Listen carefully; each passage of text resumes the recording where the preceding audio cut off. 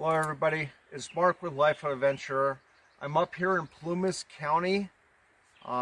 We've been having a lot of strange things going on. I have Eric who's doing the filming, and he is a Bigfoot researcher. He doesn't want to be on camera, but we're going to be having a dialogue back and forth about everything that we have seen. Okay?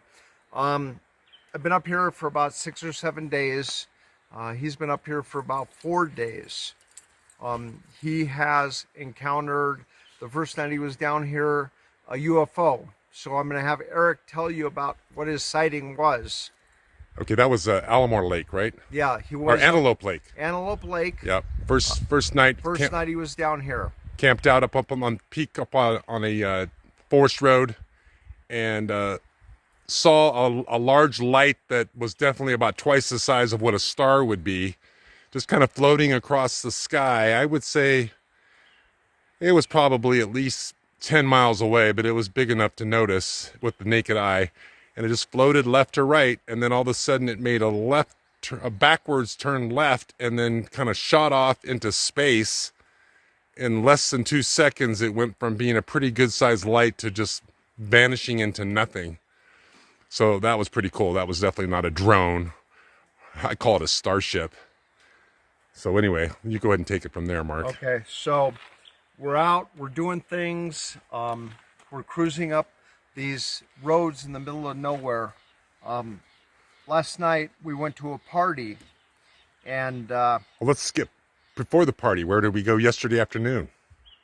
oh, yesterday, all right, we'll go back to that. So yesterday afternoon, we were just driving the desolate roads in the middle of nowhere. We pulled into a campsite and started talking to somebody. Came over, talked to us, was asking about the rooftop tent and everything. And then next thing you know, we asked, hey, have you ever seen any strange things up here? And he's like, yeah, I have, multiple times. And then The one guy, I think his name was Gary. okay. He said that he and his daughter and his girlfriend were camping up the road from where we stopped, which is about 5 miles off the main road. He said up about 3 miles up on the right up there's a meadow, that they were camping up there one night, and they heard some really strange sounds that he says he's never heard before. And he's pretty convinced that there was something up there that was pretty freaky. So anyway, Mark and I decided, okay, we're going to keep driving up the road. We'll see if we could find this area. This is kind of look for some landmarks. So we're driving up this dirt road. We're probably about 7 or 8 miles off the main road now. And I'm looking to the right. Mark's looking to the left. We're looking in the forest. We're just looking at the trees and whatever we might see, just observing. And then all of a sudden we see this, I would say it was about a 40 or 50 foot tree that was still buried in the ground, but bent over completely like an arch and pinned underneath another little tree stump there. So it was obviously somebody did that. It didn't fall like that. And then in that same area, there was at least 5 other trees. And I'm talking, these things were fat. They're like as big around as your body, that were just snapped at about 8 to 10 feet high. They weren't completely snapped off, but they were twisted and broke in half. So they're kind of just hanging there. And I'll send Mark pictures and he can post those. But these are classic signs of where Bigfoot tend to mark their territory. And it was in exactly the same area where this guy said he had been camping. So from there, yeah, go ahead, Mark. And we didn't find just 1 or 2 of these. There were multiple ones. Yeah. We took some, walked up some game trails. We saw some footprints and stuff Yes. like that. We took some pictures. I'll be posting the pictures later on when I get back down to Los Angeles. And then that evening. And then that evening, we went to a party and it was one of the local residents. Went down with the landowner, and There was at least 100 locals up there. at least 100 locals. And so we're there, had a great time, drinks, great food, all that. Live band. And then Eric starts talking to some of the locals, interviewing them, Yeah. telling them, hey, I'm a Bigfoot researcher, and he's going to tell you right now what. Yeah, I heard several stories from at least 3 different people. One guy was sitting at a table with some girls, and I said, hey, I'm just running around here, just I'm a Bigfoot researcher. If you got any stories about Bigfoot, or you know anybody that's had any experiences or sounds, anything that would resemble potentially a Bigfoot. And the guy says, yeah, I was in Willits. We were up there, we were camping, and something was throwing rocks at our tent, and we were hearing tree knocks and sounds. And anyway, we were freaked out. The guy said he was freaked out. So they actually packed up and left the campsite there in Willits. That was one guy. And then later on, another guy came in. His name was Ryan. There was two guys that were there, both named Ryan, that live in the area. One guy is like a gold miner. He does it as a hobby on the side.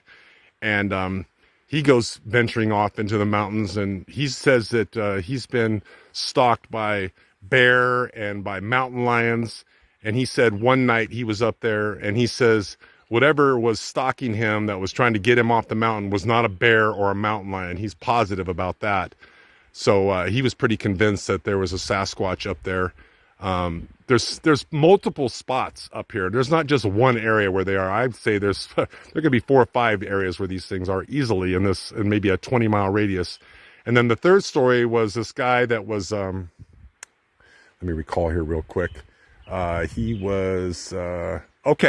He was driving with a friend of his on one of these forest roads at nighttime. It was about 11 o'clock at night, and they had these high-powered lights on their truck, and they're just cruising around.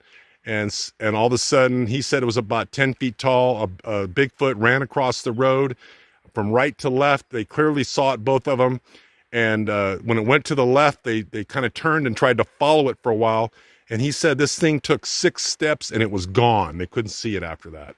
So those are the stories that we've heard from the locals. Oh, you want to tell the story about the guy that said they got carried away in the sleeping bag? Remember that? Oh, that was another one. We talked to one of these campers that we were up here. And he was telling us a story about one of the guys that lived in town, was one of the guys that cut trees. Yeah, he's a forest guy. Out here. He was a forest guy.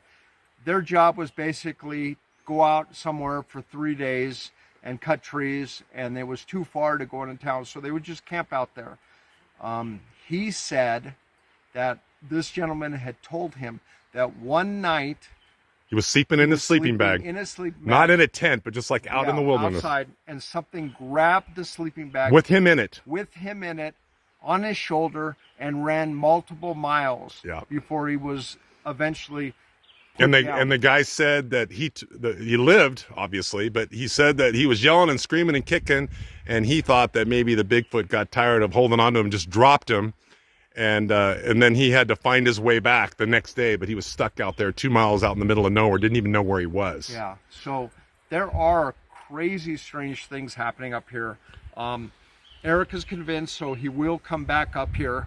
We're going to put some different programs together and see what's going on. It's so desolate up here, and we are literally in the middle of nowhere, but they are here. Yeah.